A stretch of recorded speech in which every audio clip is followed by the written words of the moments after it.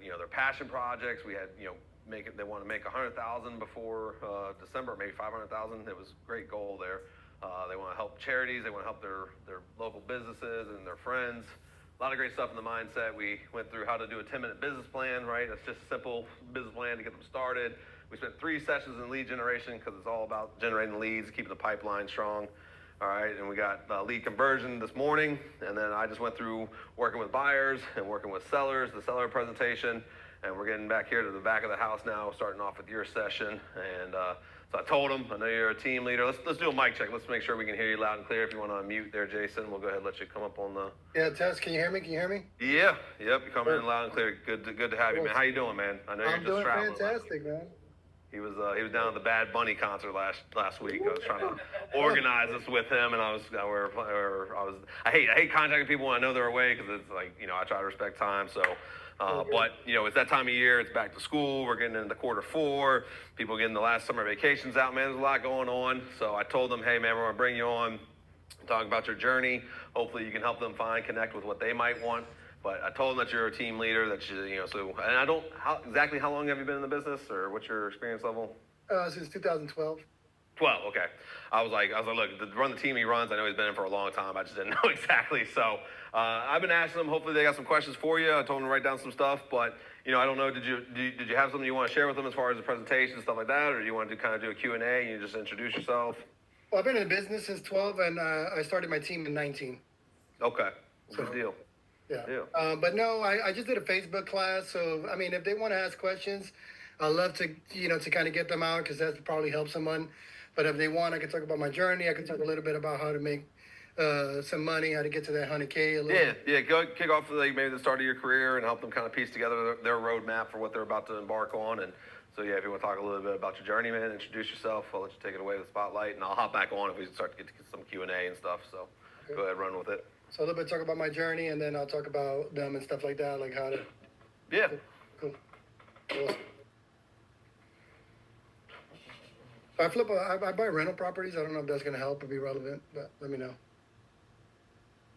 Whatever, go ahead. Feel free to tell them how your story got started. And I told them I always like to ask somebody what their fail story is. Sometimes that's a challenge they face, how they overcame it. So, just tell them a little bit about your journey, man. We'll start there. Cool. So what happened? So you got started in 2012, you said? Yeah, I got started in 2012. Came into the game as an investor. So buying properties, I was in the car business and the heavy equipment business, flipping commercial vehicles and heavy equipment and stuff like that. And you came across a seminar, and I was like, man, I really would love to earn more cash flow, and that's how I got into rental properties, and that's what I do now. So the rental properties, so you do do you have to find like distressed properties, stuff like that, and like wholesale to get them ready to be rentals, and then you manage other people's properties, or like what does that look like? What does that story go? Yeah, that's a great question. So I'm a value add guy. I don't manage for anybody. We manage our own portfolios. So I look for properties that are in distress, things that need work, something that I could add equity to, and I buy them, I rehab them, I rent them out, I refinance them, and then I keep repeating the process. Is kind of what I do. Is that BRRRR? Is that what they refer to? Yeah, I love BRRRR strategy. Yeah, before I even knew what it was. Now there's acronyms for everything, but yeah. Right. That's exactly, I tried flipping. Flipping is pretty cool, but I don't really like flipping because then I have to go back to square one again. And to me, that's not a business, it's a job. So I'm more about owning a business. And, cash flow is due every 1st and 15th, and it'll never go away. Yeah. I started touching wholesale a little bit today, and I told him, hey, it's, you can make some pretty good money, right? And that's why I was like, sometimes I saw it as, it is what it is. I'm not going to say it's bad or good or indifferent, but some people made some serious money that, because the other side just didn't know what they could get. So it's an interesting business. I know a lot of new agents, and I talked about this the other day, and a lot of times new agents will start working, investors will come to them. Can you tell them kind of what to expect, or what it's like to work with investors, or how do they get that buy box out of an investor, or how do they best serve investors? Because as new agents, they're probably going to come across those early in their careers. But Yeah. What's your thoughts on investors and new agents working with them? Yeah, so I have mixed feelings on working with investors. I'm an investor purely, and honestly, to be quite frankly, a lot of us investors don't really need agents to find them properties because we kind of know where they are, what they look for, and how to find them. With that being said, there are investors that we could work with, and I guess one of the main things that you would want to focus on with working on investor is like the area, like what is a deal to you, and if they're a true investor, they'll really sit down with you and go over that because there's a lot of fly by night investors out there Yeah, which are yeah. not even investors. They call themselves investors, but they're wholesalers. So like trying to wholesale and stuff like that. They're agents that want to just put it back on the MLS and essentially do what you're doing. So, kind of going over criteria is going to be the most important thing. Like, hey, what's your area? What does a deal look like to you? I found a deal.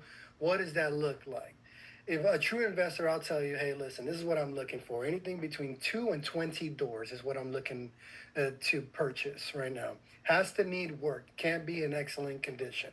What do you mean? What do you mean by doors? So I buy multifamily properties. So that's a great question. So doors meaning a duplex, a triplex, or something larger than that. You have investors that do buy single family homes, but a purchase box to get someone's purchase box, you kind of want to go to that. What does the deal look like? What type of properties are you buying? Right, and that's kind of the first question and that I'm asking an investor, or if someone is asking me, is kind of what I'm going through.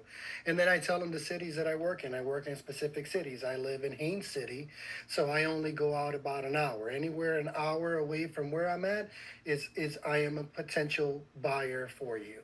And here's what it needs to have. And so we'll go over the details. Someone that's truly looking for a deal, they'll tell you, hey, listen, if it doesn't need work, don't call me. If it's on the MLS, don't call me. That's not a deal. And that's how you would approach that with when you're trying to work with an investor as a new buyer. After you get that information, you really want to go into their returns. Most of them will know. My average portfolio is running around 34.5%, of equity is what we have on the properties. I need this to be able to refi my properties. I can't buy something retail because I need to fix it.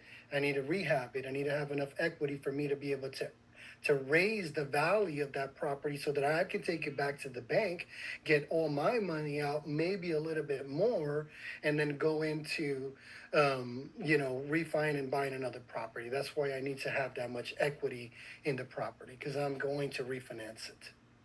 Mm.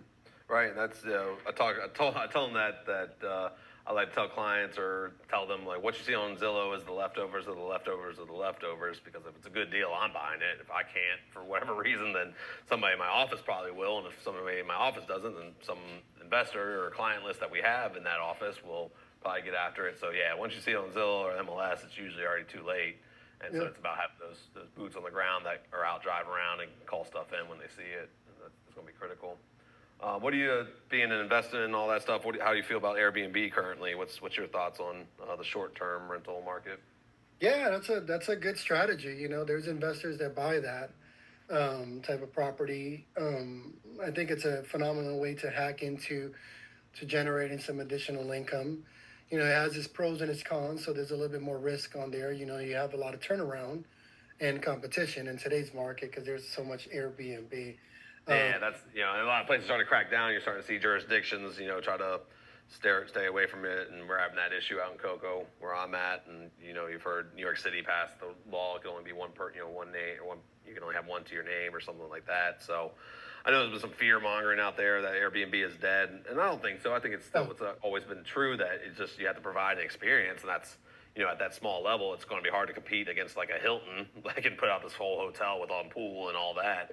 How do you make your individual property an experience? But they just started feeing you too much, man. A lot of the Airbnbs, it's like this fee, that fee. It's like, dude, I'm just gonna go back and stay at the hotel, man. Like this is, I get to book a place and I get to clean up after myself for you. And then yeah, even though you're still sitting in a maid, I have to have all the dishes in the sink, and then it's just like. So yeah, I think Airbnb got saturated for sure. I think there's still an area, still a market depending on which market you guys are in out there, obviously we're talking to a nationwide audience. It depends. Remember what I said in the buyer's journey? Anytime somebody asks you about the market, it depends. What are you looking for, right? Don't just start telling all this stuff. But yeah, Airbnb has been interesting, and I know especially in our markets here in Orlando, because it was definitely saturated. Definitely, you had whole communities, you know, 300 doors, 300, homes. And it's like they're all on Airbnb right next to each other. Like, that's just way too much competition. That's a hotel. So, Yeah, Airbnb is awesome. I own one. Well, I own a 5 unit in the beach, and it's good. But you are right, right? Like, so like for me, I don't want to stay in an Airbnb. I'd rather stay in a hotel when I can see more people, be around there, right? Have more, ambiance and stuff like that. But there's some people that want to stay like in a family. They don't want that. It was super popular during that COVID. But you're right. I have to clean it up. I have to give it in the right place. And in a hotel, I don't have to do that. I could check in, check out, and I'm out, and it's saturated. But it was a yeah. good way to generate business. It's a good way to offset some mortgage if you leverage it correctly.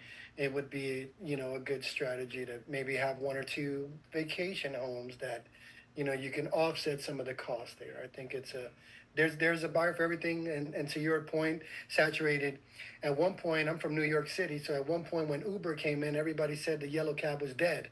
But interestingly enough, the yellow cab is not dead. You see the yellow cab all over New York City. Yeah. So it's Yeah. kind of, yeah, did it slow down? Is there more competition? Yeah, so you have to be careful. You have to work a little smarter. And so if you're talking nationwide, if you're talking to a client, it's exactly what you just said. I mean, what are you looking for? What interests you about that? What area are you in? Just depends. And just talking to the folks of what they're looking for and what a deal looks like to them. If we're talking investor, they'll tell you a lot. Like an investor will tell you a lot because they own a portfolio. I'm more of a long-term hold guy. Yeah. And so I'm looking for something that has, equity that I can build into it for the long haul. You've been up here for at some of the live trainings, right? Are you part of Team Growth Plus, or were you just LPT Plus? Which one was it that we Yeah, I'm an LPT Team Growth Plus. Team Growth Plus? Yeah. How's that going? Or what's some thoughts? What would you tell a new agent about joining teams or asking value proposition? What's that conversation look like that they can have that knowledge to go out and interview teams if that's what they're looking for?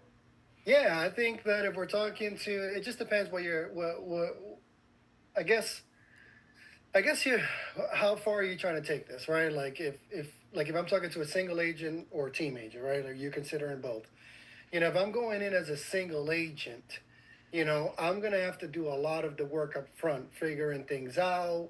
I've never done this before. If I've never done this before, I'm definitely gonna want to mentor with someone. If I don't have money, if I'm a single agent and I'm not a team player, and I want to figure it out on my own, and I do have a little bit of money, I would recommend someone hire either a team growth.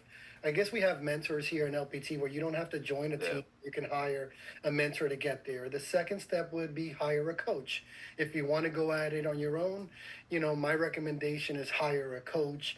That way that coach can get you into production. But if you don't have no money, that's going to be very hard for you to get a decent coach. There's a lot of people that talked about that they're coaches and they really won't help you. They'll take your money for, good coaching ain't cheap and cheap coaching ain't good, type of deal. So if you're a single agent, you have to consider that. A team, depending on the team, I'm asking questions on the team leader. How long have you been in business? What's your value proposition? What are your agents averaging? How many agents on your team? Like, do you own a CRM? Do you have any systems that you have in places and processes? How many mentors do you have on your team that I have access to?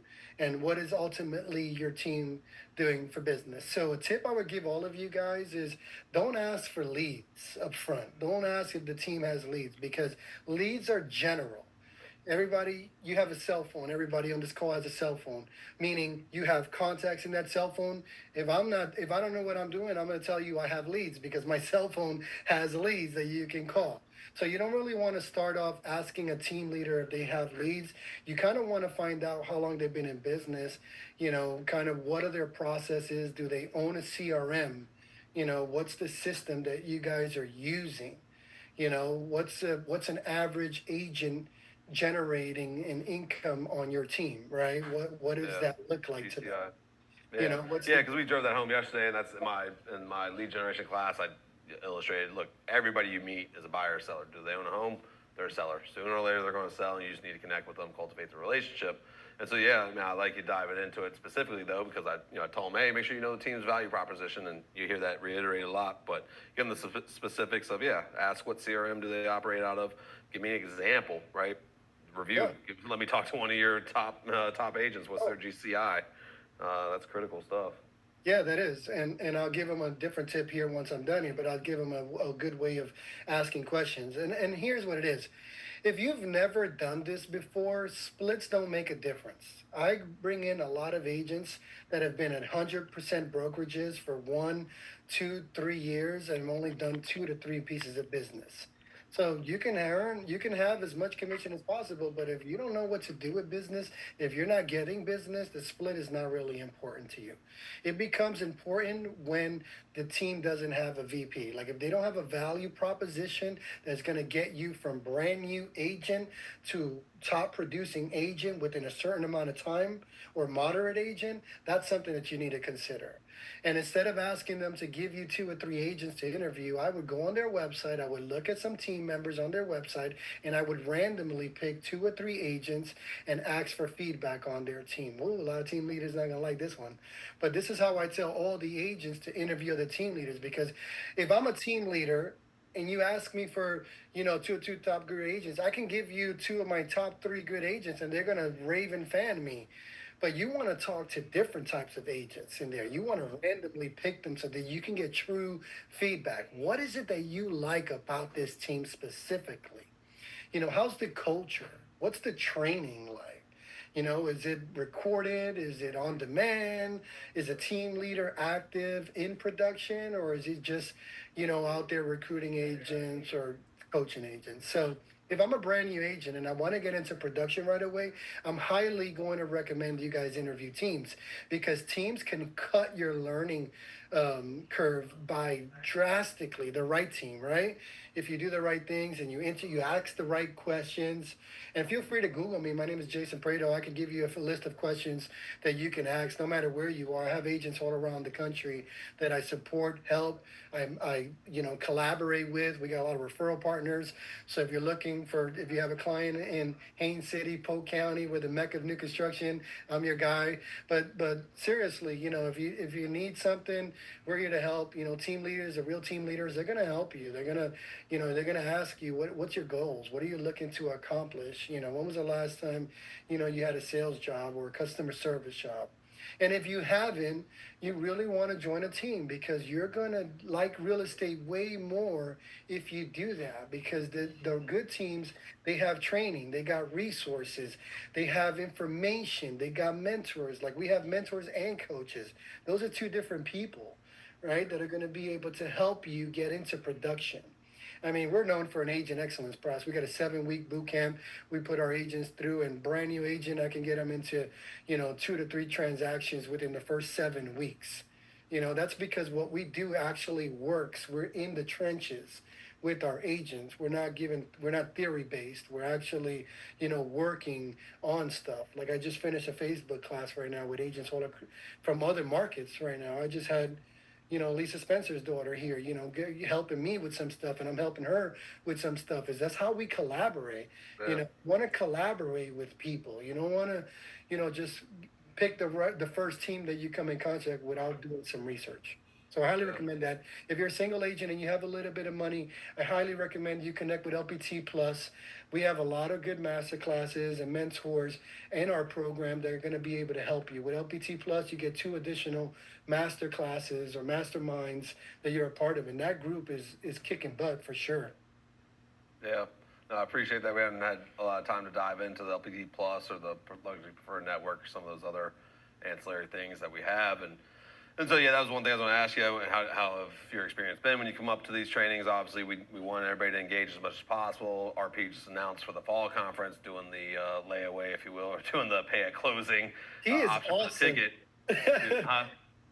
What'd you say? Oh, he's awesome, dude, for Oh doing yeah, it. dude. That was Oh I my was like, God. man, that's one way to fire it up, man. Two hundred fifty Yeah. thousand dollars worth of scholarships, pretty much. So yeah, if you could just talk a little bit about what's like coming to being at one of the events, or the power and the mastermind part of it, right? Like everybody throws events, and it's a lot of money. We get it, and we understand, and that's why we try so many ways to get you guys there. But I used to always go. My previous brokerage, I'd go, and I wouldn't necessarily think out of the three team leaders we had, like sometimes I would just get the event pass and I wouldn't necessarily go to all the trainings. It was just there's power just being there. So how's the experience been so far coming to AIU? Oh, uh, game changer. I mean, I've been in the business 2012. I mean, I've been in a really big franchise brokerage, and it's just different. You know, the collaboration alone part of it. Everyone's trying to help each other. You know, the master classes that we put together with, open house master class, this person the box. I mean, we got so much amazing opportunities and options available to us. And to me, every time I go, I mean, I was just at one a few weeks ago, and it's like, wow, I just learned, from Bobby Moats on, how to how to get my email to automatically respond for me and save me 2 hours of my life. I'm like, thank you. And it's Oh, just the information that I'm getting and that we're learning, even from our teammates. Like, we encourage all our team agents to go to the events, and they come back super energized. They come back with new tactics. The stuff is not like irrelevant, everything is relevant. I mean, what RP has put together for us here at LPT, is just like unheard of. It's like he yeah, really cares about me and us as agents to help us sell. He's not trying to recruit, get some cap off of us. No, I mean, we have more value than I believe we're paying for right now. And yeah, just going to the events and being around folks like you, Andrew, and people like Bobby and Shayna, and just everyone there. It's easy to talk to agents. I mean, I've been at really big conferences where people aren't sharing information as much as we're sharing. I mean, we have the VPs there all the time. Lewis, he knows how to talk. He talks to so many people. You have a conversation with him, and you yeah. just learn so much. I mean, the education is great. You have people like Lisa Spencer, just a wealth of knowledge. I mean, it's intimidating if you've never been to one, but once you go to one, it's like we don't miss anymore. It's like we got agents that are going. Like, when is the next one? The tickets are about $1,000, and I got like 5 agents already that purchased the tickets yesterday or the day before. Robert was like, "We're giving away some scholarships," and I'm like, "Wow!" And we're all Yeah. going. Dude, Everybody it was going for it was like a good announcement. $100 extra. Game changer. That's one of the great things too is we all learn the same way. I found out right there live on Motivation Monday too that we're giving out the scholarships. I was like, whoa, hot dog, man. That's I really no know. excuse. No excuse not to get out there, guys. Definitely with that option. I think I got about two more questions for you, man. So, one of the things I always like to ask: how long should a new agent try to stick with something before they can say yay or nay? It's working, not working. I made the mistake of picking up and putting down everything, and so I like to tell people, hey, get in line, stay in line. But what's a good timetable for them? Hey, look, I tried this. I've been trying open houses, not working for me. So what's like a timetable? 12, 3, 6 months? Like how long should somebody stick with something before they can say this ain't working? Yeah, yeah, that's a great question. Um, I just think it depends on the playbook and the instructions that you're following, right? Because a lot of folks want to wing things, and if you've never done it, you definitely want to figure out who has done that before and how do they do it and follow that plan. In terms of how long I'm going to try something before I give up, I don't really quit. But if in 90 days I don't see any kind of reaction or any kind of, return on that, I'm not going to do it past 90 days, if it doesn't work. And in this market, I may have to give it an extra month, so 3 to 4 months maybe would be a good timeline as long as I'm following something that works, guys. Like, if you're just thinking that you saw somebody online that did it that way and you don't really have instructions, you really want to be careful on what you're picking up and how much time you're putting into that, because a lot of people are coaching based off of theory and it's not really working in today's market and stuff like that. So I think Yeah. that if you have a playbook and you're executing on it exactly how we said to do it, like on our team, we have 5 playbooks. And if an agent is trying that, they're going to see success within the first 30 days if they're following that exactly.